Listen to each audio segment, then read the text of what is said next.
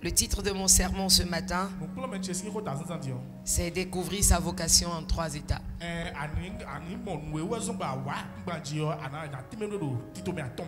Ah Seigneur, que la communication nous aide surtout avec le micro de mon interprète à enlever l'écho. Faut pas se taire, faut le dire pour qu'ils entendent l'écho. Voilà. Découvrir sa vocation en 3 étapes. L'un des mensonges que le monde nous a enseigné, c'est de croire que nous pouvons réussir simplement parce que nous aimons par la passion.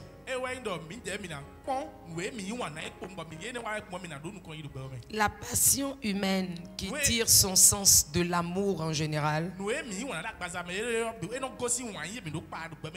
n'est pas stable. La nature humaine choisit d'aimer aujourd'hui et demain ne pas aimer. Choisit d'aimer fortement à l'instant précis, mais la minute d'après commence à manifester du dégoût vis-à-vis d'une personne ou d'une chose aimée. Nous ne sommes pas constants dans nos émotions. Alors nous ne pouvons pas bâtir toute une vie, toute une destinée sur l'émotion, sur le sentiment, sur juste ce que nous aimons en fonction du moment où nous les aimons.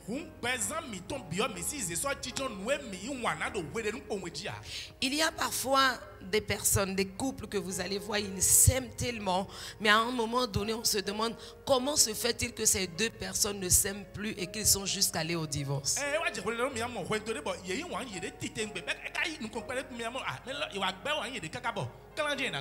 Bien évidemment, l'homme aime en fonction de ce qu'il a maintenant. L'homme, en fonction de ce qu'il a maintenant. Il aime en fonction de ce qu'il a maintenant. Tout de suite. Il aime en fonction de son besoin actuel. Puisque l'homme a vocation à croître, à évoluer, rapidement il évolue, il atteint un certain niveau, il voit que ce qu'il a aimé hier, ce qu'il a aimé jusqu'ici est dépassé. Soit c'est moindre ou soit c'est au-dessus de ses moyens ou de sa personne.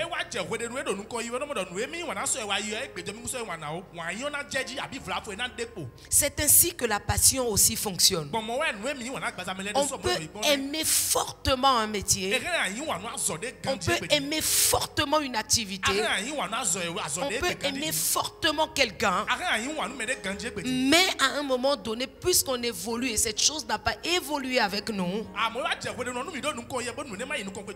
on trouve que il faut mieux chercher quelque chose d'autre pour son confort. La Bible dit que tout ce que Dieu fait n'est suivi d'aucun chagrin. Et c'est ce que le Seigneur a dit à Jérémie au chapitre 1 à partir du verset 4. Il dit à Jérémie, avant que moi Dieu je ne t'eusse formé dans le ventre de ta mère, je te connaissais. Je te connaissais.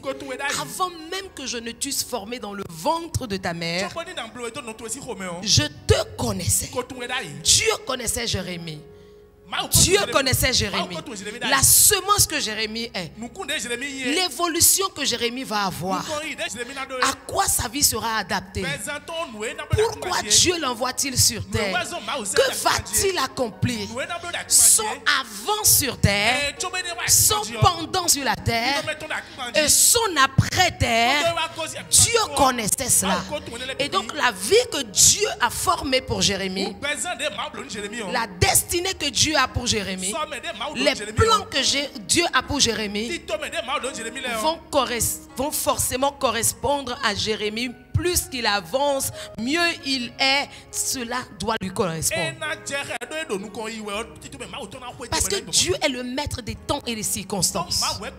Je te le dis pour que tu comprennes pourquoi la vocation est si importante. La vocation de vie ne vient pas de ton père. La vocation de vie ne vient pas de ta mère. La vocation de vie ne vient d'aucun homme, fut-il pasteur, fut-il je ne sais quoi, bishop, apôtre établi sur toi. Cela vient de Dieu, cela dépend de Dieu. Et c'est le seul domaine dans lequel tu vas prospérer, tu vas croître, tu vas évoluer, tu seras épanoui dans ta vie. À l'opposé, la vocation étant donc un appel de Dieu. Quand on commence à parler de vocation, beaucoup de personnes ne voient que l'église, la vocation d'être un pasteur, la vocation d'être un prophète.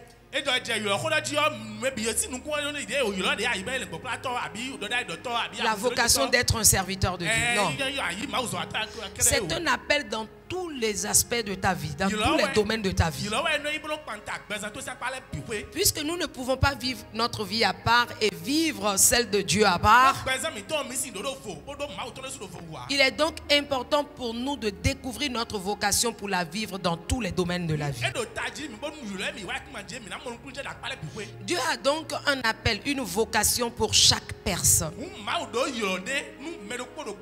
Ayant donc une vocation pour chaque personne, il est urgent pour chacun de nous, encore plus des élus de Dieu, de découvrir à quoi nous allons servir sur la terre.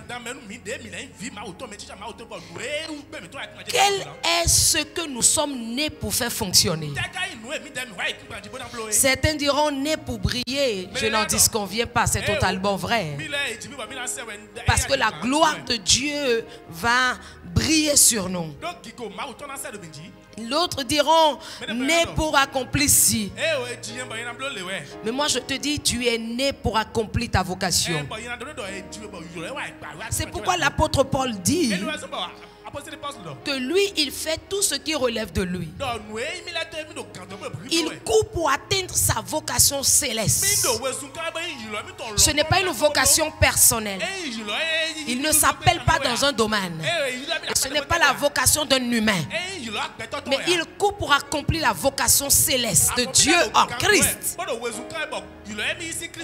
Ce que Dieu l'a appelé à accomplir en Christ, il court pour rester là. Je veux dire à quelqu'un ce matin, tu es en train de traîner. Tu es en train d'essayer plusieurs choses. Tu as peut-être essayé des dizaines ou des centaines de choses déjà. D'activités, de fonctions, de relations, de vie spirituelle. Et tu es en train d'essayer. Mais tu n'as pas encore le résultat escompté. C'est parce que tu n'as pas encore découvert ta vocation. Tu n'as pas encore compris ce pourquoi tu es né. Tu ne sais pas à quoi Dieu t'a destiné.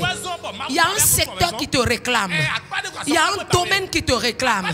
Il y a quelque chose que Dieu t'a donné l'onction, la puissance, la connaissance, la compétence, la performance pour accomplir sur la terre. Est-ce que je prêche à quelqu'un ce matin? Il y a une chose. Il y a des domaines de vie dans lesquels Dieu t'a déjà établi. Dieu t'a établi dans les nations. Dieu t'a établi sur des choses. Il t'a établi sur un peuple.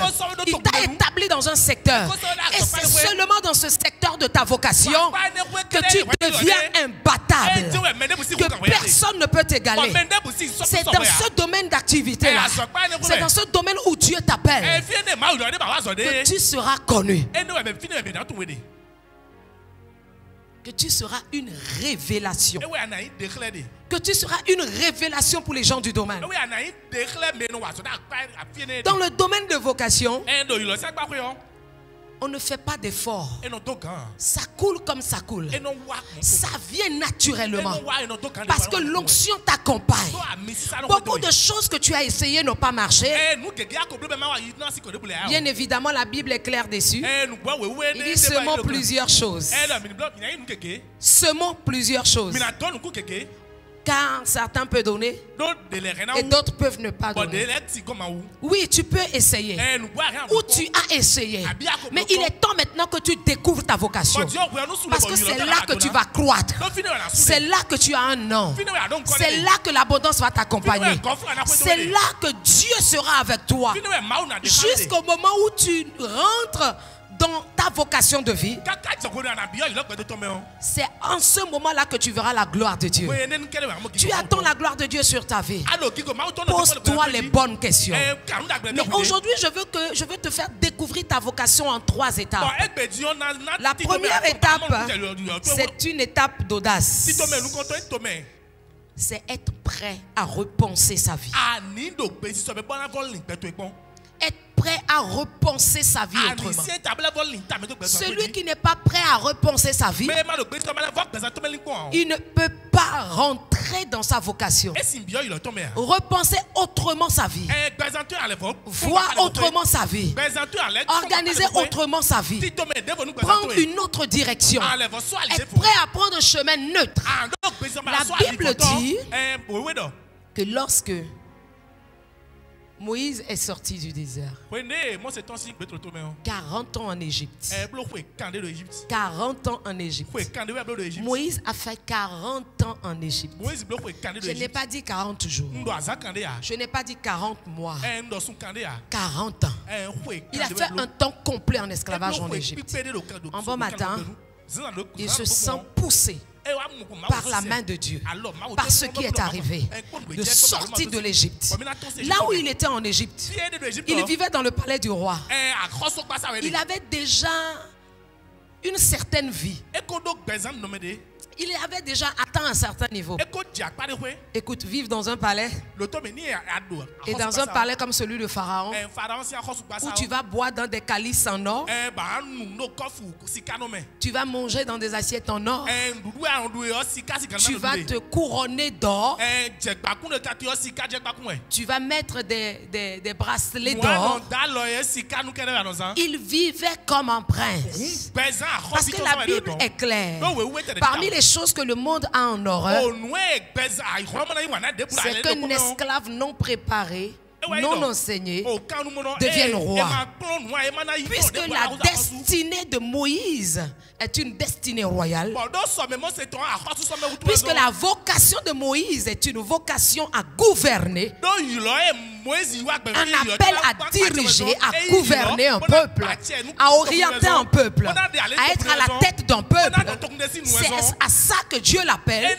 C'est pourquoi il est né. Alors Dieu va maintenant le sortir de son cocon, le sortir de sa zone de confort, le sortir du lustre dans lequel il vivait. Si tu cherches à marcher sur le chemin de ta vocation, tu dois être prêt à tout moment à lâcher prise. Parce que si tu ne lâches pas prise, tu ne peux pas recevoir. Tant que tu as les mains chargées, tant que tu as les pensées chargées, tant que tu as la vie chargée, tu ne peux pas recevoir ce que Dieu a pour toi. S'il s'agit toujours de Dieu, le commencement peut ne pas te plaire, mais la fin est toujours agréable. Parce que lui, il te connaît. Comme il a dit à Jérémie, je te connais. Je sais de quoi tu as besoin. Je sais pourquoi je t'ai fabriqué. Tout produit fabriqué a sa posologie qui vient du fabricant et non le fabriqué. Tout produit fabriqué tire sa posologie du fabricant. Ce n'est pas le fabriqué qui dicte les lois. Celui qui a faire un médicament, il mettra la posologie dessus. S'il te dit que dans tel cas tu dois prendre 2 comprimés, que tu t'en vas prendre 5 comprimés, comme le dirait l'autre, tu vas die. Tu vas mourir. S'il te dit que c'est 2 comprimés qu'il faut prendre, que tu t'en vas prendre demi-comprimés, c'est évident que ta maladie ou ce pourquoi tu es en train de prendre ce médicament, tu n'auras pas gain de cause. Il est donc important que tu écoutes le fabricant. Qu'est-ce que j'essaye de te dire par là? Dieu est le fabricant de l'être humain. C'est lui qui a pris de la poussière, qui a formé l'homme, qui a soufflé dans ses narines, qui a fait de lui un être vivant qui bouge. Si Dieu est le fabricant de l'homme, c'est lui seul qui sait dans quel secteur où l'homme doit être épanoui. C'est lui seul qui sait avec qui l'homme doit être épanoui. C'est lui seul qui sait qu'est-ce que tu dois faire de ta destinée. Tu dois écouter le fabricant de ta vie. Tu dois écouter celui qui t'a créé. Ce n'est pas le fabriqué qui impose une règle à celui qui l'a fabriqué. Mais tu vas te soumettre à Dieu. Être prêt à repenser ta vie. Dans le cas de Moïse donc, Dieu l'a sorti de là où il est. Dieu l'a sorti du coffre dans lequel il est. J'ai dit à quelqu'un, en cette saison, si tu désires ton chemin de vocation, attends-toi à ce que Dieu mette des épines dans ton nid. Passe le message à quelqu'un. Attends-toi à ce que Dieu mette des épines dans ton nid. Dans ton nid. Et tu vas devoir bouger. Tu vas devoir quitter. Tu dois devoir avancer. Tu vas devoir te lever. Tu vas devoir marcher. Tu dois devoir te mettre à l'action. Non, tu n'as pas bien passé le message. Trouve quelqu'un d'autre passe lui le message. Parce que très bientôt, Dieu mettra des épines dans ton nid. Ah, si quelqu'un ne te le dit pas, il ne t'aime pas. C'est qu'il ne t'aime pas. C'est comme l'aigle royal. Quand le bébé aigle naît,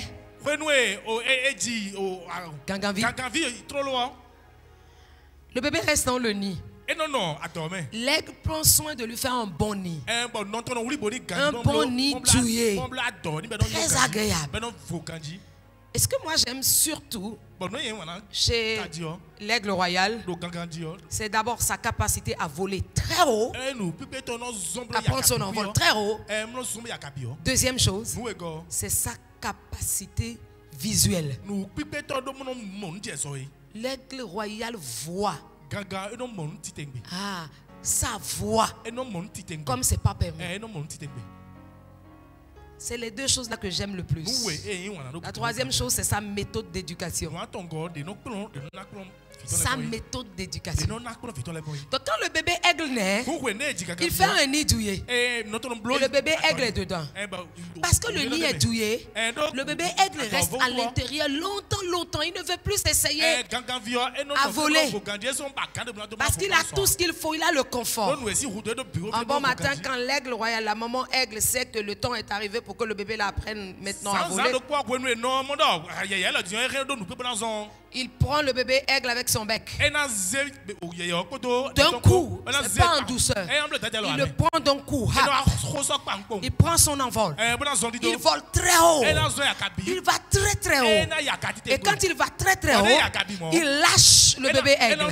Et lui, il descend maintenant pour attendre sa chute. Quand le bébé aigle voit que c'est terminé, je vais mourir, il n'y a plus personne pour me faire quoi que ce soit. La maman aigle quitte le bar, repêche le bébé aigle et reprend son envol encore plus haut. Encore plus haut. Il le lâche. Il descend et puis le reprend encore. Une troisième fois, il va très haut. Il lâche encore. Et il descend. Après, il le reprend.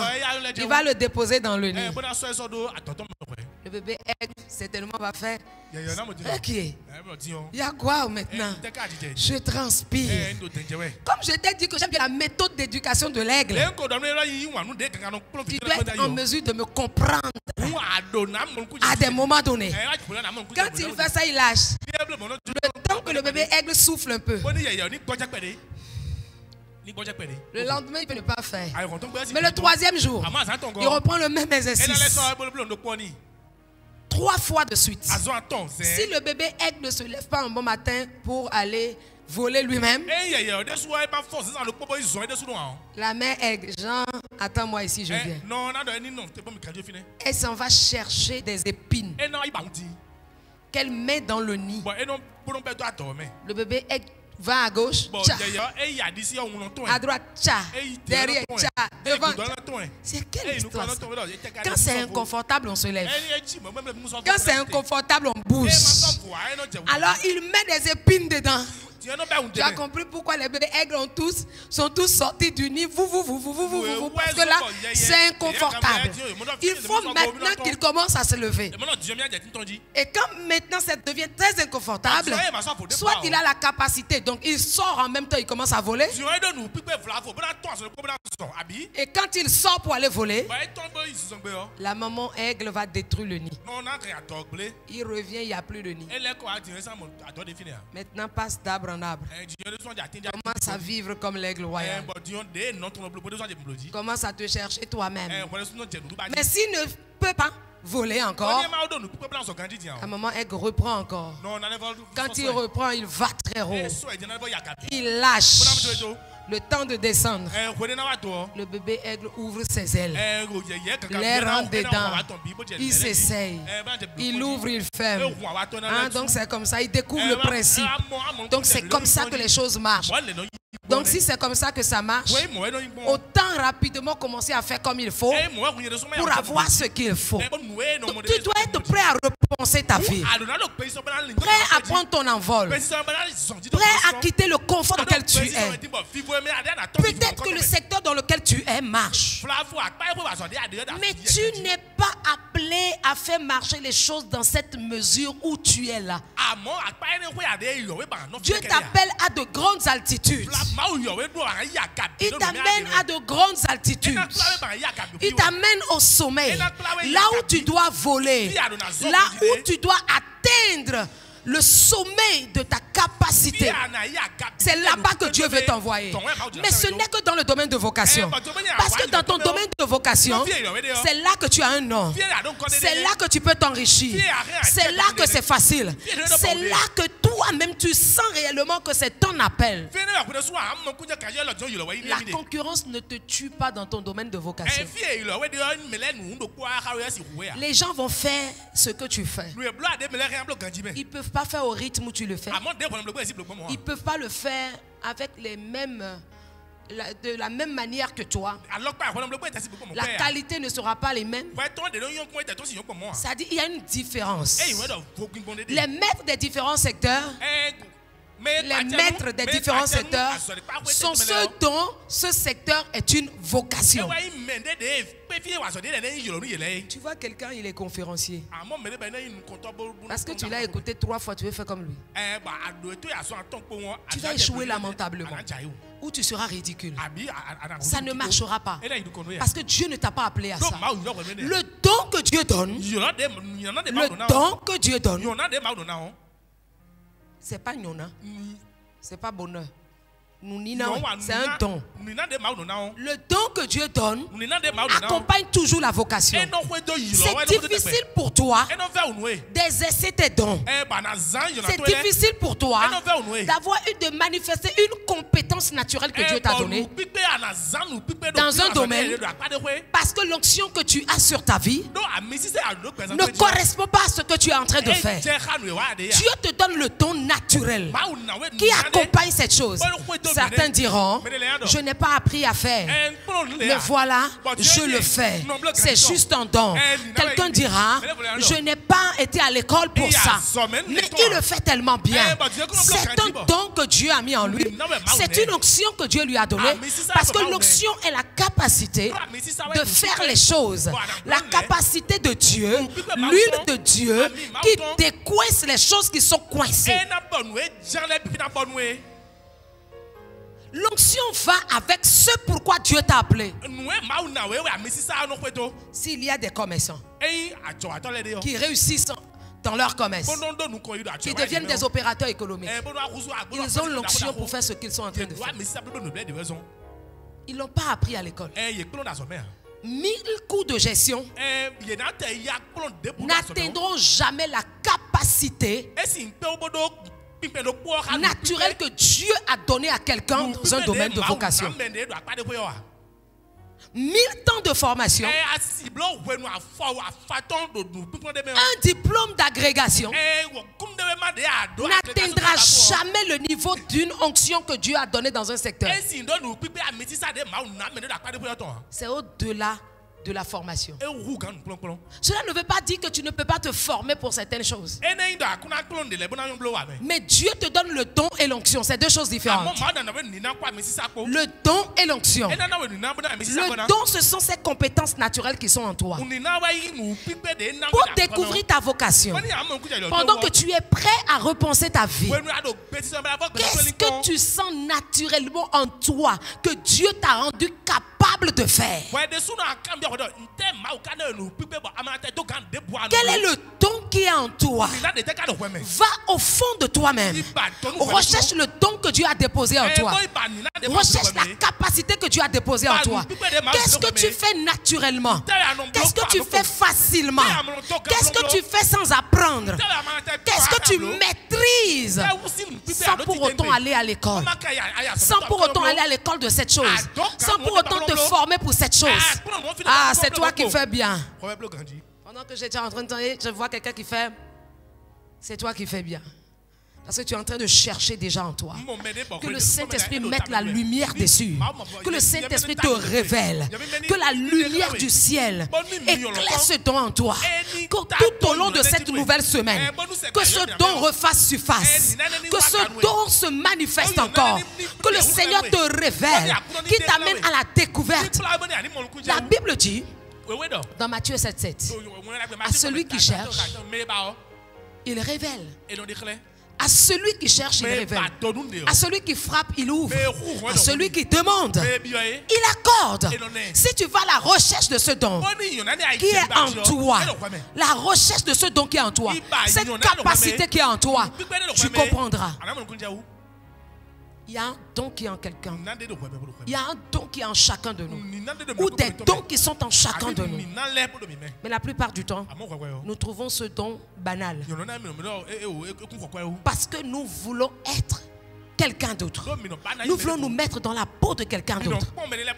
Aujourd'hui, je suis furieuse face à ces personnes-là qui sont des coachs, des entraîneurs de vie, des accompagnateurs de destinée. Ces gens-là qui sont là pour vous accompagner dans votre profession, qui vous désorientent, qui vous sortent de la voie de Dieu. Ils ne viennent pas de Dieu parce qu'ils ne sont pas en Dieu, parce qu'ils ne maîtrisent pas la parole de Dieu. Ils ne peuvent pas vous orienter selon les voies de Dieu. Ils vont vous orienter selon les voies techniques du monde. Ils vont vous désorienter par rapport à la passion. Ils vont vous dire que c'est sur la passion qu'il faut bâtir sa vie. Et la jeunesse dans le monde d'aujourd'hui ne court que pour chercher sa passion. Est-ce que tu réalises que ce que tu avais aimé là aujourd'hui, c'est déjà dépassé par toi-même? Même au niveau de l'église. Ah, pasteur, non, je sens un appel à l'intercession. Tu as prié pour qui? La nuit, même quand Dieu te fait rêver, sur ta couche, il te donne un songe. Ce n'est même pas sur toi. Je suis un frère de l'église, une sœur. Que tu vois que peut-être il y a une situation défavorable qui va arriver. Toi qui dis que tu avais vraiment envie d'être l'intercesseur. C'est là que tu tires encore le drap sur toi. Tu te réveilles même, tu n'as pas prié non plus le matin. Tu ne dis rien même aux frères. Tu n'as même pas posé le problème au moins à un responsable au niveau de l'église pour qu'au moins nous on puisse dire aux gens, priez pour ça. Tu es là juste quand le malheur arrive. Ah, j'avais vu, hein. Mieux. Ah non, moi quand je rêve, les choses arrivent. Quand j'avais rêvé que le frère tel ou une soeur, ce ne serait pas ton cas au nom de Jésus, a fait un accident là, c'est arrivé. Sorcier, criminel. Dieu ne t'a pas montré pour que ça arrive. Il t'a montré pour que tu intercèdes. Pour que tu puisse arrêter le plan de l'ennemi sur sa vie. C'est juste parce que tu as vu des gens qui étaient en train de prier en langue peut-être, ça t'a plu. Je sens que 3 ans après, tu sens quoi encore maintenant? Tu ne sens plus rien. Je sens que je suis appelé. Ça, c'est la passion. Je suis appelé. Je vais être un modérateur. Parce que tu as vu le frère Kalebi lui-même là, non? Avec sa modération. Non, non, non. C'est mon appel. Pasteur, c'est mon appel. Ok. Rentre dans le département, mais tu vas t'asseoir jusqu'au moment où tu seras prêt. Tu vas observer les gens. 3 mois, tu es déjà parti de l'église. Tu es où? Tu réalises que c'est une passion et que ce n'est pas une vocation. Quand c'est une vocation, c'est là. Ça brûle. Ce n'est pas une affaire de quelques mois. Ce n'est pas une affaire de 1 an. Ce n'est pas une affaire de 2 ans. Quand c'est une vocation, ça devient un peu comme un fardeau. C'est un fardeau. Tu ne peux pas lâcher. Tu vas devant, tu vas derrière. Tu tournes en rond, tu reviens toujours à ça. Quel que soit ce qui arrive, tu aimes ça. Quand bien même c'est tombé, tu reprends. Quand cette activité commence à descendre, à descendre, à descendre, quand bien même ça tombe, tu es prêt à faire relever ça. Parce que c'est une vocation. Quand bien même ça ne marche pas, il y a quelque chose en toi. Tu as une compassion. Tu as un cœur pour ça. Tu as une détermination pour ça. Qu'est-ce qui est en toi? Quel est ce don? Quelle est cette chose que Dieu t'avait déjà révélée? Que la voix du monde, la voix des passionnés t'a déjà empêché de faire. Beaucoup d'étudiants échouent. Pourquoi? Ils ont pris un chemin qui n'est pas le leur. Ils ont pris un chemin qui n'est pas le leur. Dieu t'a-t-il appelé aux grandes études? Si tel est le cas, même si tu étais orphelin de père et de mère, tu trouveras quelqu'un qui va te prendre en charge. Parce que Dieu t'a appelé à ça. Dieu t'a appelé à ça. Mais si tu n'es pas prêt à repenser ta vie, c'est-à-dire à laisser ce que tu fais, à laisser dans quoi tu es. Je ne suis pas en train de parler à tout le monde. Parce qu'il y a des gens qui ont déjà trouvé leur chemin de vocation. Il y a des gens qui sont déjà dans leur vocation. Si tu crois que tu es déjà dans ta vocation, je ne t'enseigne pas ce matin. Je t'informe juste. Je suis en train de faire enfoncer tes pieux à nouveau. Donc là où Dieu t'a appelé, dans ce dans quoi Dieu t'a appelé. Mais si toi-même tu sais que tu es en train de tourner en rond, tu es en train d'essayer, tu as essayé ça, ça n'a pas marché. Tu as fait cette formation, ça n'a pas marché. Tu t'es formé encore pour tu t'es formé encore pour telle chose, mais ce n'est pas en train de marcher. Et tu sens que tu es sur place. Depuis que tu es né, jusqu'à peut-être tes 30 ans, jusqu'à peut-être tes 40 ans, c'est à toi que je parle ce matin. C'est pour toi que je prêche ce matin. Tu ne peux pas continuer comme ça. Il est temps que tu découvres ce pourquoi Dieu t'a créé. Prêt à repenser ta vie autrement. Prêt à reprendre le chemin. Dans le cas de Moïse, il était prêt à refaire chemin. Il était prêt à reprendre un autre chemin. À aller dans le désert. Si Dieu nous montre le désert par rapport à Moïse, ça veut dire quoi? Dans le désert, il n'y a pas d'immeuble. Dans un désert, on se couche sous des tentes. Dans un désert, c'est un inconfort. Parce que le désert, c'est une masse de sable. De sable chaud. Et le vent est là. Tu te retrouves seul dans des conditions parfois pénibles, des conditions parfois difficiles, mais tu dois avancer quand même. Tu dois écouter la voix de Dieu. Ne t'inquiète pas du fait que tu sois seul dans ce désert, du fait que tu sois seul dans cet inconfort. Ce n'est que pour un temps. Tous nos pères dans la Bible sont passés dans un désert, sont passés dans un temps d'inconfort, parce que c'est le moment où Dieu ferme certaines portes. Dieu te coince quelque part pour te parler à ton cœur, pour t'amener à te découvrir, pour te sortir sorti loin du brouhaha du monde. Là où les gens sont en train de parler, où tout le monde veut t'orienter, là où tu es distrait, Dieu va te sortir de là où tu es. Il te mettra seul avec lui. Parce que le vent, c'est Dieu. Et il y a des moments où Dieu va te sortir du monde, va te sortir des groupes de personnes, va te sortir d'une famille, va te sortir de ton église. Pourquoi? Parce qu'il veut entamer une nouvelle marche avec toi. Parce qu'il veut te révéler quelque chose.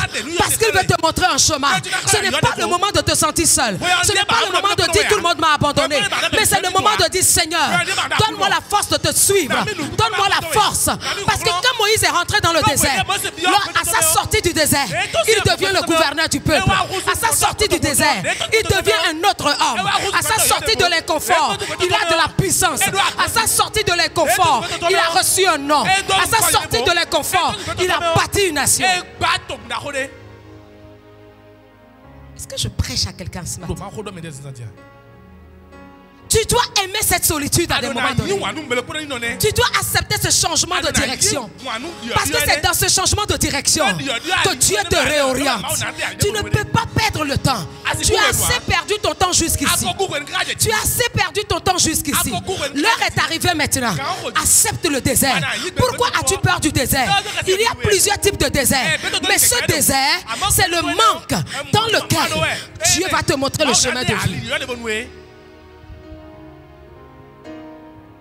Ce désert dans lequel tu vas rentrer, si tu es prêt à repenser autrement ta vie, si tu es prêt à refaire de nouvelles choses, si tu es prêt à réorganiser ta vie, à sa sortie, on y rentre esclave, on y rentre peureux, on y rentre dans la peur. Parce que même Jérémie a dit, je suis un enfant et je ne sais pas parler. Il avait peur. Jérémie avait peur. Et le Seigneur lui dit, n'aie pas peur, ne crée rien, viens seulement. Il est rentré avec la peur. Si même tu as la peur de demain, si je prends ce chemin, si je prends ce chemin, qu'est-ce que ça sera? Il y a des gens qui disent, je ne peux pas laisser la prostitution. Qu'est-ce que je vais manger? Il y a un autre chemin. Il y a un autre chemin. Il y a un autre chemin qui peut te donner à manger.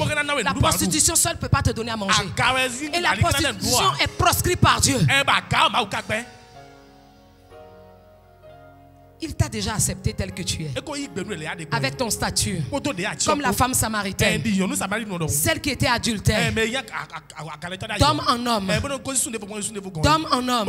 Dieu l'a accepté avec son statut. Il ne te juge pas avec, et ça tu le sais déjà. Mais tu ne peux pas continuer comme ça. Tu ne peux pas continuer sur ce chemin. Tu ne peux pas rentrer dans les eaux du baptême. Tu ne peux pas aller à la table du Seigneur. Tu ne peux pas rentrer en communion avec le Seigneur. Tu ne peux pas t'engager avec le Seigneur et décider de rester dans le péché. Cela ne t'arrange pas, passe le message. Dis à quelqu'un, cela ne t'arrange pas. Cela ne t'arrange pas. Les choix que tu es en train de faire ne t'arrangent pas. D'autres vont dire, je ne peux pas laisser la cybercriminalité. Et puis on va manger quoi? Quand on a fait de bondioserie là, on mange quoi? Est-ce que tu réalises qu'en le faisant, est-ce que tu réalises qu'en le faisant, la cybercriminalité, tu te maudis toi-même. Tu te maudis toi-même. Tu te détruis toi-même. Et tu laisses le diable garder la clé de ta vie et de ta destinée. Ça, c'est pas un métier. Tu peux le faire pour un temps, même si on ne t'attrape pas. Mais quand tu seras vieux, tu vas te marier avec ça. Tu vas vieillir avec ça. Tu vas avoir des enfants avec ça. Il y aura un moment où tu ne pourras plus. Sois prêt à repenser ta vie. Repenser sa vie, c'est s'autoriser à oser. S'autoriser à oser. À oser de nouvelles choses. À oser une nouvelle voie. À oser quelque chose de nouveau que Dieu va nous révéler. Quand Moïse était entré dans le désert, il a appris beaucoup de choses. Bien aimé, laisse-moi te dire, un entrepreneur qui veut bâtir une entreprise, il a besoin d'un temps de solitude. Il a besoin de se retrouver seul. Seul à seul avec Dieu, s'il est un chrétien. Seul à seul avec Dieu. De réfléchir des choses, de penser des choses, de faire des machines, de créer des procédures, de faire des processus, de projeter ses affaires, de projeter dans 5 ans, de projeter dans 10 ans. Dans 10 ans, je vais atteindre tel chiffre d'affaires. Dans 3 ans, je vais atteindre tel chiffre d'affaires. Je veux posséder ce territoire. Dans tel nombre d'années, je vais posséder ce territoire. Il se fixe des objectifs. La fixation des objectifs ne se fait pas dans le jeu avec les amis autour d'un pot. Ou les grands hommes d'affaires, c'est le partage du butin qui se fait autour d'un pot.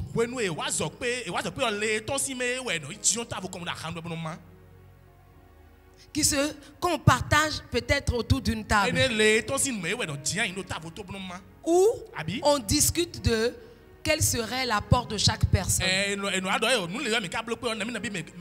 Mais il y a toujours quelqu'un qui pense une machine, qui pense un système. Tu as besoin de repenser le système de ta vie. Tu as besoin de repenser le système de ton entreprise, le système de ta carrière. Tu as besoin de repenser le système. Tu as besoin de repenser les choses autrement. T'autoriser à oser. Si tu n'oses pas, tu ne peux pas avoir. C'est la phrase qui a créé le déclic dans ma tête. Qui ne risque rien. Il dit je vais risquer n'est pas jailli.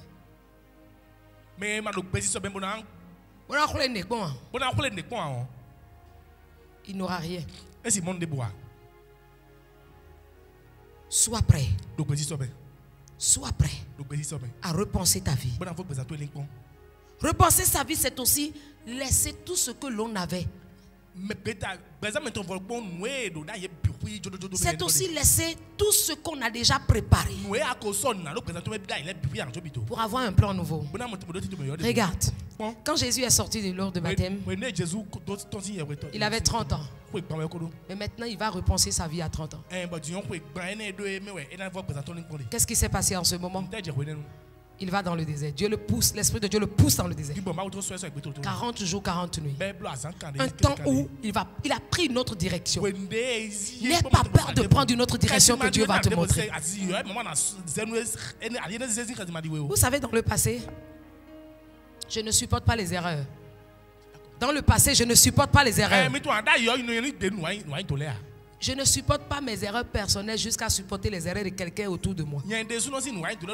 Tu fais les erreurs, je te tape dessus. Est-ce que je suis dans la vérité?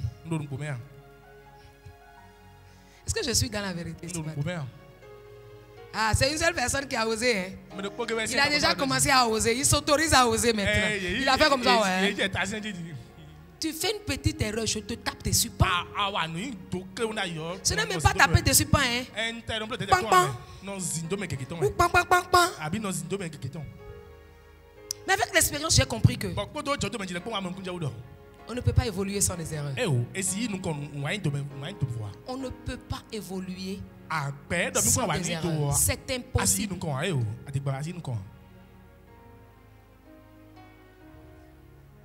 Dans la vie, on ne peut pas évoluer sans erreur. Et on ne peut pas refuser donc les erreurs de ses collaborateurs. Ah oui. Ah oui. Parce que c'est en enseignant qu'on fait des erreurs. Mais quand le gars il est tombé, ne lui tape pas encore dessus. Relève-le. Maintenant dis-lui tu as vu non. Reprends le chemin.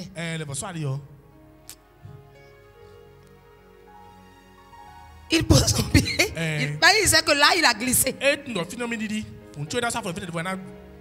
Nos erreurs nous enseignent.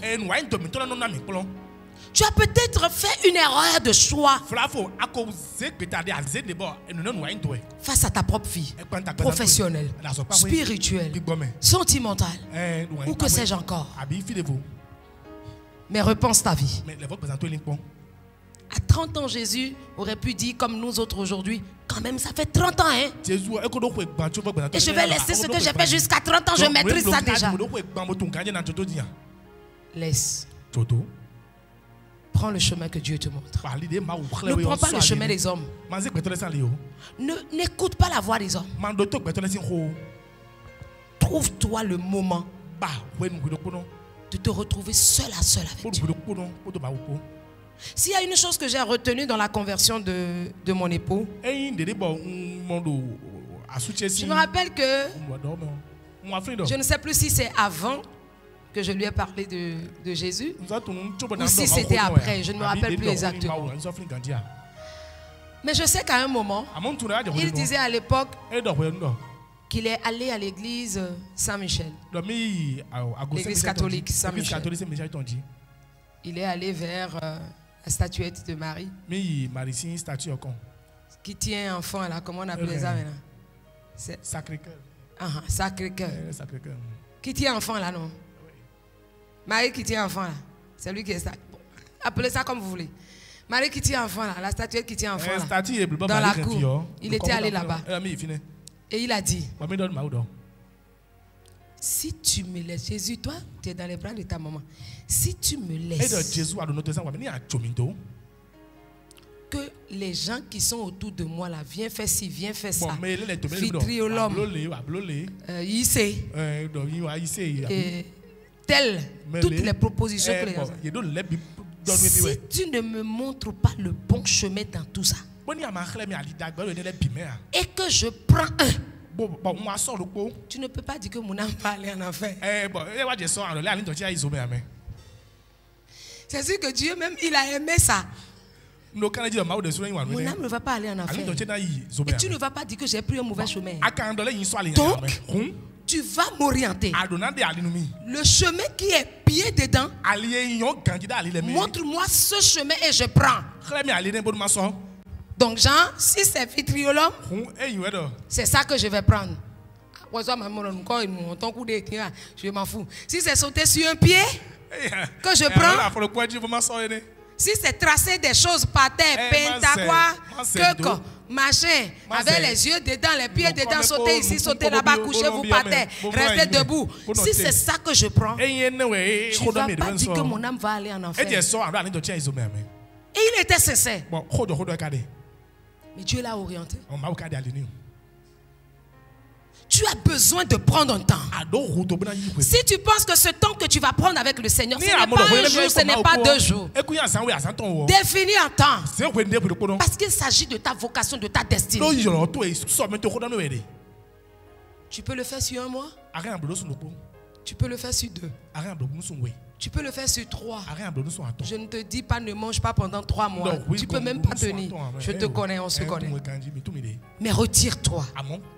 Quand je dis retire-toi, cela ne veut pas dire quitte le pays. Cela ne veut pas dire n'écoute plus rien du tout. Parce que parfois, il y a des gens qui font des erreurs sur le retire-toi. Prends du temps avec Dieu. Si tu as envie de jeûner, jeûne. Les conditions dans lesquelles tu vas entendre la voix de Dieu, cherche. Si tu sais que tu n'as pas encore découvert ta vocation, et ta seule requête, Seigneur, révèle-moi ma vocation. Seigneur, ouvre-moi les yeux. Seigneur, montre-moi le chemin. Seigneur, ferme les autres portes de distraction. Ferme les portes de la passion inutile. Et ouvre la porte de ma vocation devant moi. Si c'est qu'il y a des vocations saisonnières, il y a des vocations saisonnières. Tu viens de finir une étape de choses. Et tu dois retourner à quelque chose. Ou tu dois faire une nouvelle chose. Demande au Seigneur, dois-je rester encore dans cette même vocation, dans cet appel-là, dans cette nouvelle saison? Ou est-ce que je dois croître? Est-ce que c'est toujours dans ce secteur que je dois croître, que je vais connaître l'abondance? Cherche la face du Seigneur. Tu ne peux pas attendre des temps de jeûne public de l'église en général avant de prier. Il s'agit de ta vie. À 30 ans, avant de commencer son ministère, pour mieux connaître le chemin, pour mieux connaître l'appel, pour recevoir de Dieu la mission, les détails de sa mission, le Saint-Esprit pousse Jésus dans un désert. Ça s'appelle le désert d'Éphraïm. 40 jours, 40 nuits. Ça peut être aussi pour toi quelques jours. Ça peut être quelques mois pour toi. Mais tu te consacres à ça. Tu te consacres à ça. Ta vie ne peut pas être un échec. Ta vie ne peut pas être un échec. Il est temps que tu rentres dans ta vocation. Il est temps que tu entres en scène. Il est temps que ton nom, ta renommée se répande dans ce pourquoi Dieu t'a créé. Jésus est allé dans le désert. Et c'est là qu'il a reçu sa mission. David a fait de même. Paul a fait de même. Avant de commencer son ministère, Dieu l'a envoyé dans le désert pour 7 ans. Il est rentré dans le désert pour 7 ans.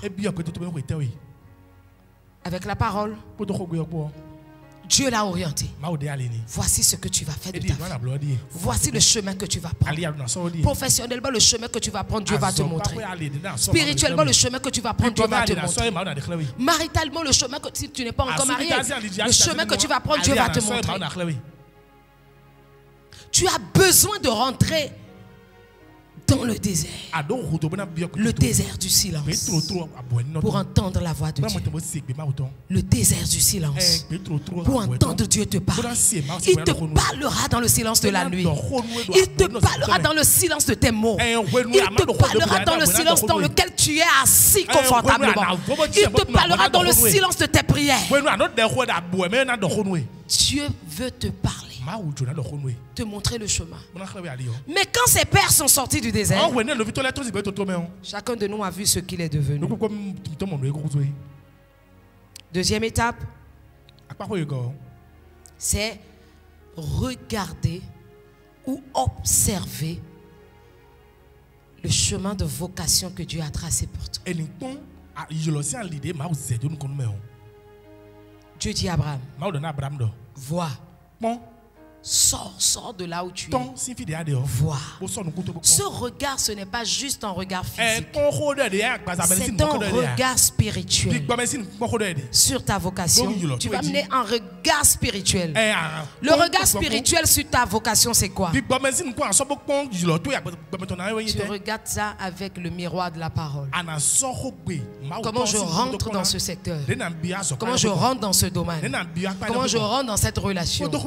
Qu'est-ce que la parole dit? Tu portes un regard spirituel en te disant, là où Dieu m'envoie, c'est là où il y a la bénédiction. C'est une terre bénie. Si tu ne vois pas la bénédiction, tu ne peux pas.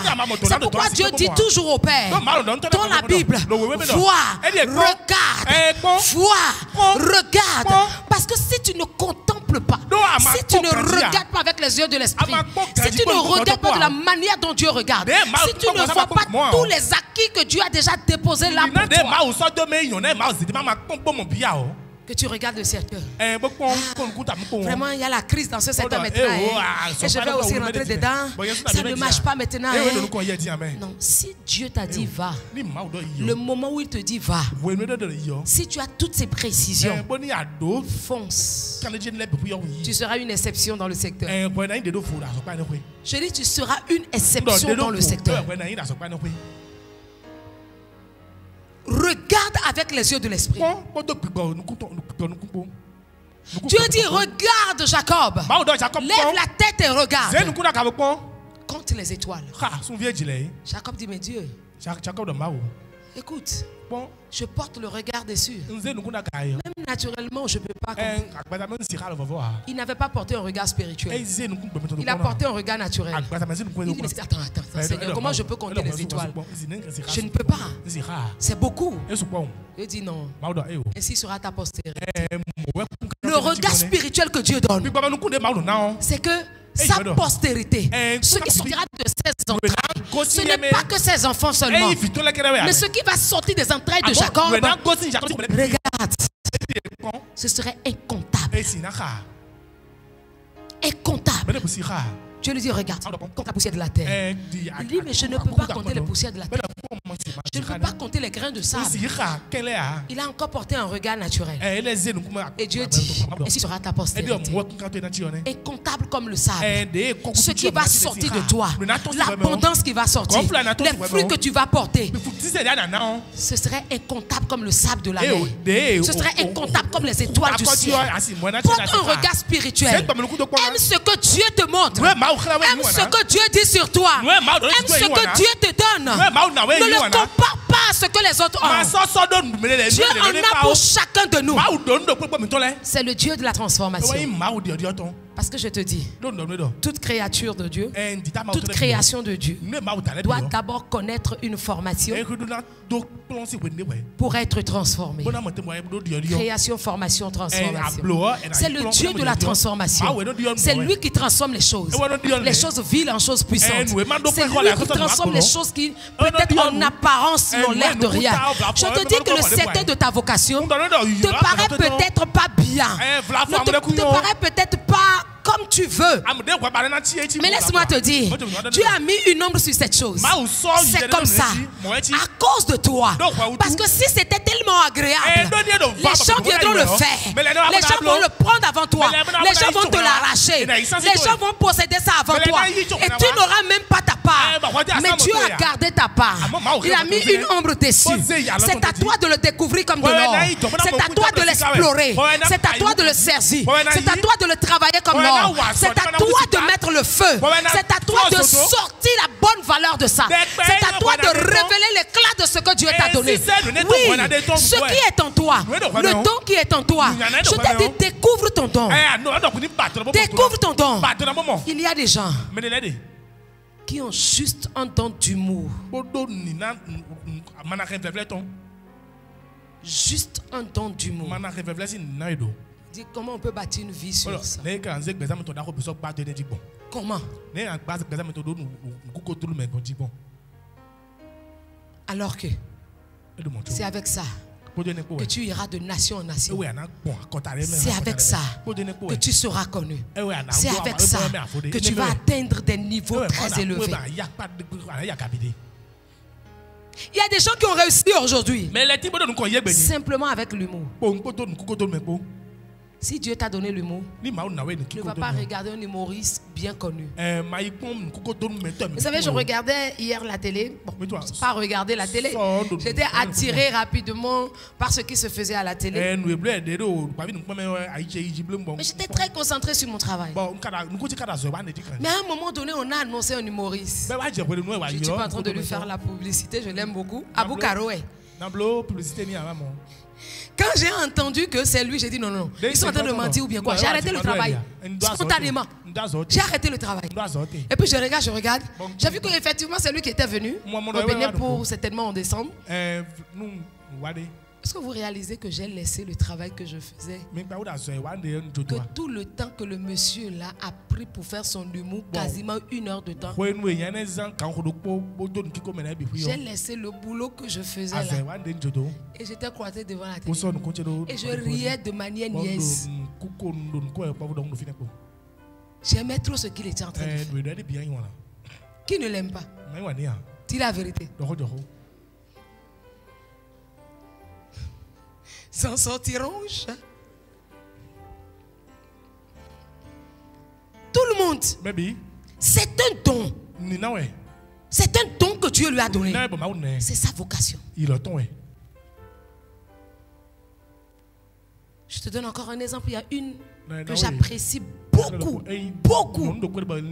C'est très rare que j'apprécie les gens que je détourne le regard pour regarder. Priscille la dégameuse.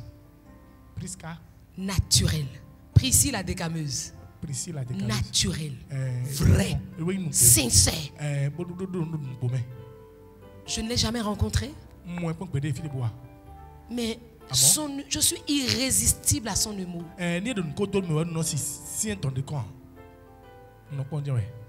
De l'humour qui fait rire, c'est vrai. Mais c'est de l'humour instructif. C'est de l'humour instructif. C'est pas rire pour rire.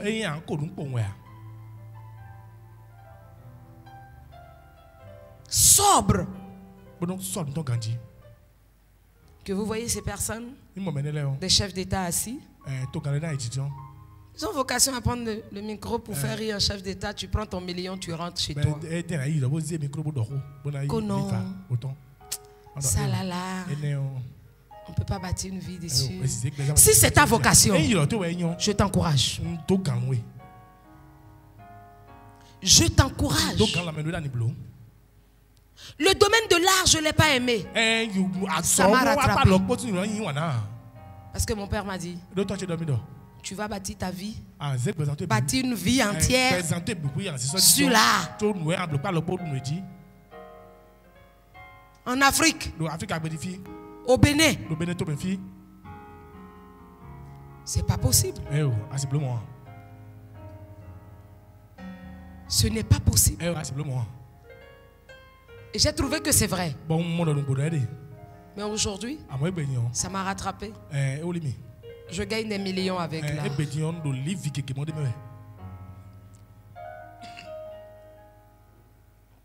Je n'ai pas voulu développer le domaine de l'humour. Mais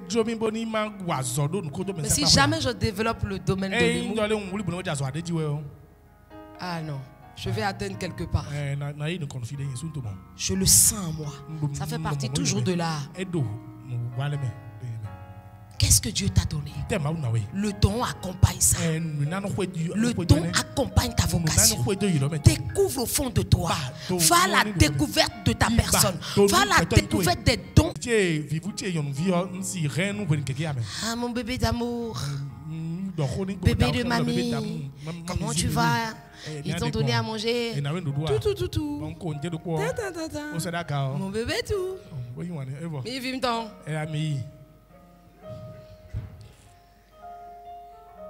Quand je suis en train de travailler, j'oublie que je suis mamie. Quand j'entends...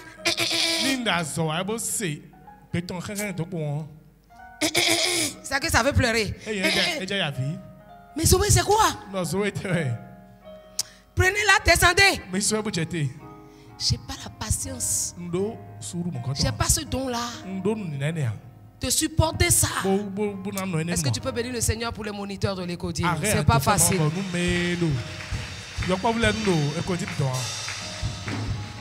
Oui, bénis le Seigneur pour les moniteurs de l'Écodie. C'est pas facile. C'est pas facile. Un bébé, mieux quand ça a 3 ans. Quand ça a 5 ans. Taisez-vous. Seigneur, bénis les maîtresses ou les nounous qui sont dans les crèches publiques et partout. Ça crie ici, ça pleure ici, ça saute ici, ça se jette là-bas, ça tape l'autre. Je vais vous frapper tous. J'ai pas la patience là. Mais Dieu t'a donné ça. Même dans ta maison, tu ne sais pas, tu n'es même pas marié encore, mais tu aimes les enfants, tu es tout le temps au petit soin.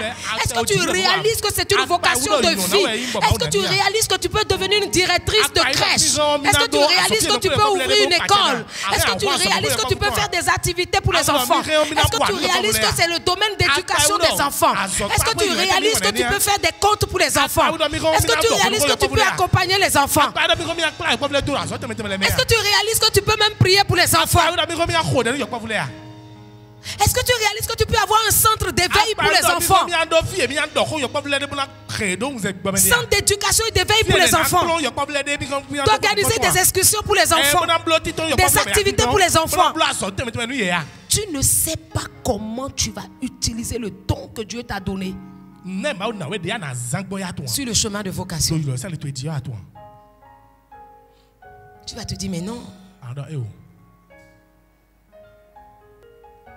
Tu as un don naturel de sécurité en toi.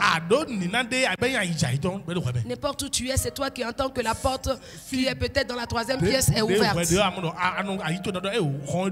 C'est toi qui sens que le portail a bougé tout de suite. Et quand on voit, effectivement, c'est ça. C'est un instinct naturel. Tu es quelque part, tu as des sens de sécurité en toi. Est-ce que tu réalises que c'est un don que Dieu t'a donné? Un don d'éveil. Avec ça, Tu peux faire tellement de choses. Tu peux réaliser tellement de choses. Tu peux avoir une agence de conciergerie. Est-ce que tu réalises que tu peux poser les gens? Tu as un amour naturel pour le sport. Tu réalises que tu peux être un coach? Sport. Tu réalises que tu peux avoir un centre de sport qui va devenir grand comme le YMCA. YMC, c'est un centre de sport. C'est un grand centre de sport dans plusieurs nations.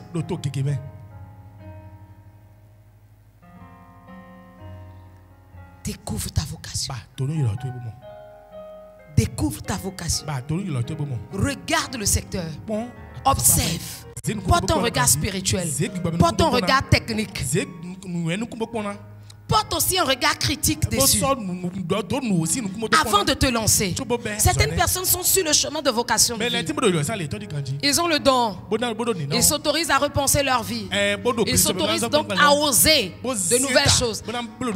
Mais ils n'ont pas pris le temps d'observer le secteur. Ils ne savent pas comment le secteur réagit. Ils ne savent pas comment les choses marchent. Ils n'anticipent pas les choses. Ils ne portent pas un regard spirituel pour prier. Parce que tu vas organiser ce domaine de ta vie en fonction de ce que tu sais, ce que tu as vu. En fonction de ce que tu as vu, de ce que tu sais. Regardez, observez. La troisième chose, c'est comprendre le langage du domaine de sa vocation. Comprendre le langage du domaine de ta vocation. Il y a un langage qu'on parle. Si Dieu t'appelle à quelque chose de spirituel, il y a un langage dans le secteur qu'on parle. Il y a une manière de faire. Tu dois apprendre ce langage-là. Et tu dois comprendre le langage. Qu'il soit technique, qu'il soit spirituel, qu'il soit financier, qu'il soit comportemental. Tu dois comprendre le langage qu'on parle. Sinon tu seras un intrus. Si tu ne comprends pas le langage, tu seras un intrus. Lorsque Dieu a dit à Moïse, sors, sors du désert, retourne en Égypte. Déjà dans le désert, de loin, il a réobservé l'Égypte. Il a regardé ce qui se passe à l'Égypte. Il a porté un regard spirituel. Il a compris tout ce qui se passe. Maintenant, quand il revient, parce qu'il a compris le langage qu'on parle en Égypte, première chose, Dieu le lui a dit, Dieu le lui a enseigné. Le langage qu'il parle là, c'est ça que tu dois décoder d'abord. Si tu comprends ça, tu peux les dominer. C'est quoi ce langage? Le langage des idoles. L'idolâtrie. Le Nil, c'est un dieu. Le Nil, c'est un dieu. Les grenouilles, c'est un dieu. La mouche, c'est un dieu. L'obscurité, c'est un dieu. C'est le langage qu'on parle là-bas. C'est le langage qui les rend invincibles. Quand il a compris ça, il sait qu'est-ce qu'il faut briser avant de rentrer. Tu dois comprendre le langage du secteur dans lequel Dieu t'envoie. Pour savoir comment toi tu t'organises pour ne pas tomber dans ce piège. Tu dois savoir comment tu vas t'organiser pour ne pas marcher comme eux. Pour ne pas faire comme eux. Parce que Dieu dit, maintenant que je vous ai sorti d'esclavage et que vous êtes en train d'aller à Jéricho, arrivez là-bas, ne faites pas comme les Cananéens. Le langage comportemental qu'ils ont eu, il ne faut pas l'avoir là-bas. Dieu dit mieux, n'allez pas chercher des femmes cananéennes. Il a dit ça au peuple. Ils n'ont pas entendu. Abraham dit à son serviteur, ne va pas chercher une femme cananéenne pour mon fils. Parce que je ne veux pas parler ce langage-là. Comprends le langage qu'on parle. Ce serait ta force. Parce que tu les connais avant d'arriver. Tu es préparé avant de rentrer dans le secteur. Tu sais pas où passer. Tu connais les pièges. Tu sais là où il y a des trous. Tu sais là où ça marche. Tu sais comment ça doit marcher. Informe-toi jusqu'à comprendre le langage. Et toi, rentre dans le secteur avec un langage nouveau. Le langage de Dieu. C'est pourquoi la Bible dit, pour que les disciples aillent témoigner, Dieu leur a donné un langage nouveau.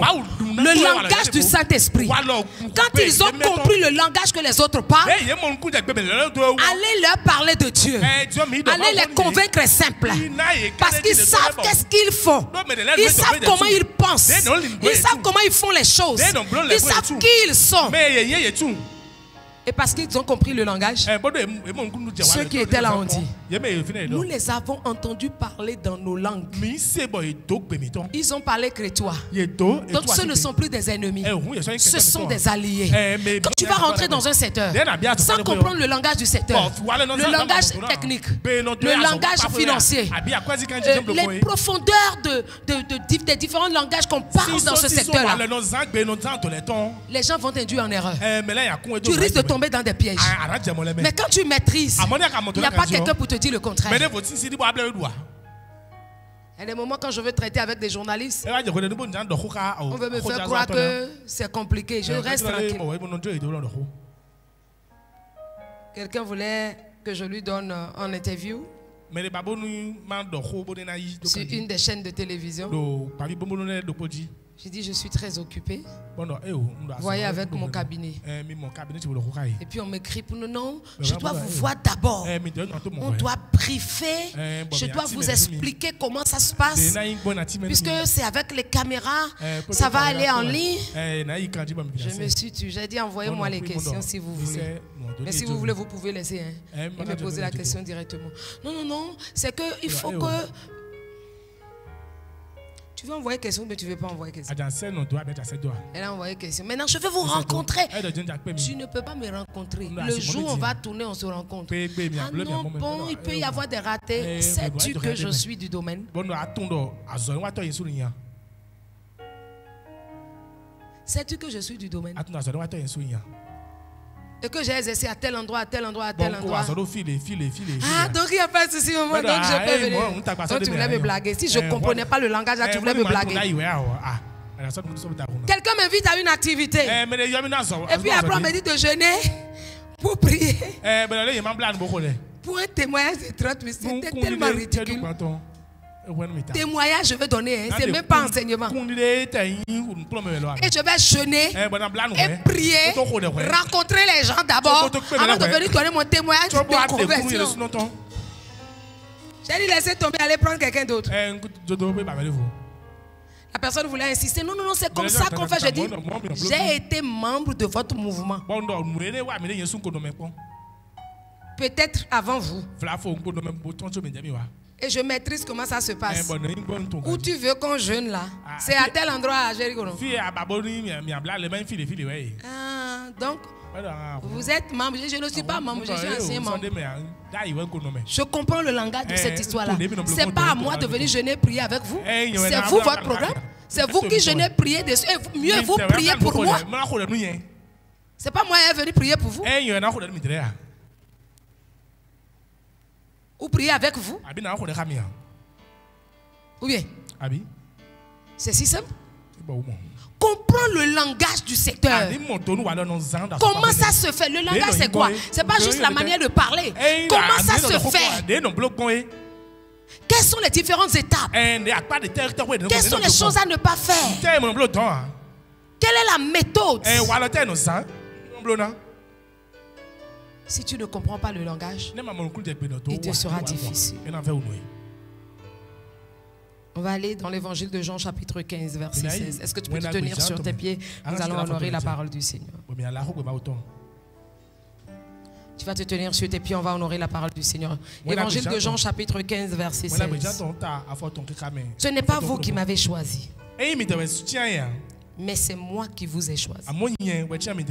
Et je vous ai établi afin que vous alliez, que vous portez du fruit et que votre fruit demeure. Alors, ce que vous demanderez au Père en mon nom, il vous le donnera. Je veux conclure en disant, tu ne t'es pas créé. Tu ne t'es pas créé. C'est Dieu qui t'a créé. Et parce qu'il t'a créé, il t'a établi. Il t'a établi dans un secteur, dans un domaine. C'est maintenant que tu dois découvrir cela. Et c'est le seul endroit où tu vas porter d'abondants fruits. Des fruits qui vont demeurer. Que la parole du Seigneur soit honorée. Tu vas donc élever ta voix dans cette position et demander au Seigneur le domaine dans lequel tu m'as établi, dans lequel je dois porter d'abondants fruits, des fruits qui demeurent. Oriente-moi. Élève ta voix et prie.